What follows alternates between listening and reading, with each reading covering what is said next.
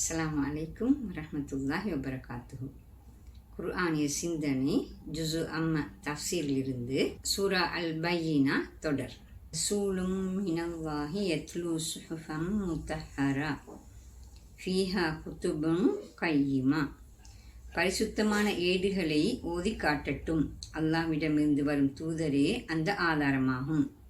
அந்த ஏடுகளில் சீரான பல விஷயதானங்கள் அடங்கியுள்ளன. இங்கு சூரா ஆதாரத்தை இரண்டாக முன்வைக்கிறது. ஒன்று தூதர், அடுத்தது வேதம்.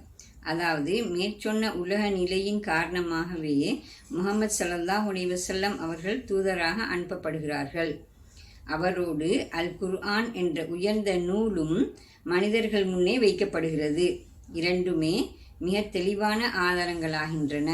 அல் குர்ஆன் அதன் பிரதியீடு செய்ய முடியாத தனித்துவமான மொழிநடையால் ஓர் அற்புத நூலாகிறது. அது மாத்திரமன்றி அது முன்வைக்கும் ஆதாரபூர்வ வரலாற்று நிகழ்வுகள் மிக நுணுக்கமாக விளக்கும் விஞ்ஞான உண்மைகள் போன்ற பலவற்றாலும் அது ஒரு மிக தெளிவான உறுதியான ஆதாரமாகிறது. இவ்வாறே முஹம்மது ஸல்லல்லாஹு அலைஹி வஸல்லம் அவர்களும் ஓர் ஆதாரமாகிறார்கள். இறை தூது கிடைக்க முன்னரான அவரது வாழ்வு அவரை மிக நேர்மையான, எப்போதும் உண்மை பேசுகின்ற நடத்தையில் மிக தூய்மையான ஓர் உன்னத மனிதனாக முன்வைக்கிறது.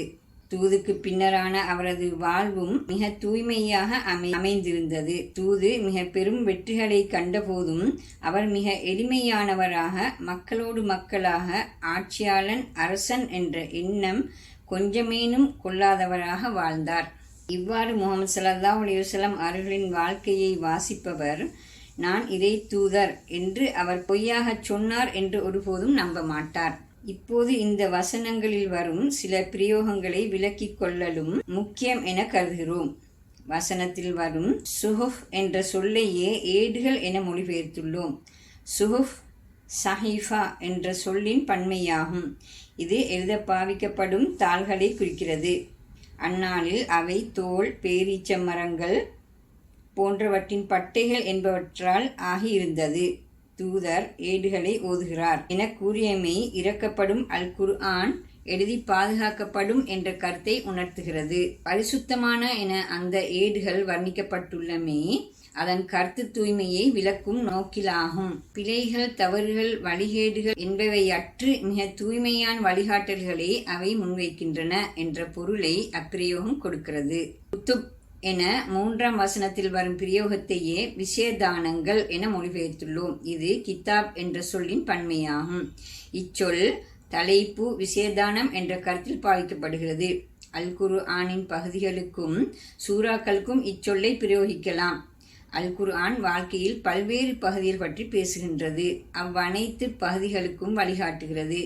அந்த வழிகாட்டல்கள் நீதியும் சத்தியமும் பொதிந்து மிகச் சீரானவையாக அமைந்துள்ளன. குற்றம் குறை காண முடியாத, சந்தேகத்துக்கு இடமற்ற தூதர் முஹம்மது ஸல்லல்லாஹு அலைஹி வஸல்லம் அவர்கள் குறைகளற்ற பரிசுத்தமான புத்தகத்தோடு மக்களிடம் வருகிறார். இவ்வாறு ஆதாரம் மிக பலமாக வரும்போது தீமைகளில் மூழ்கி போயுள்ள மக்கள் தம்மை மாற்றிக்கொள்வது மிகவும் சாத்தியமானதாகும்.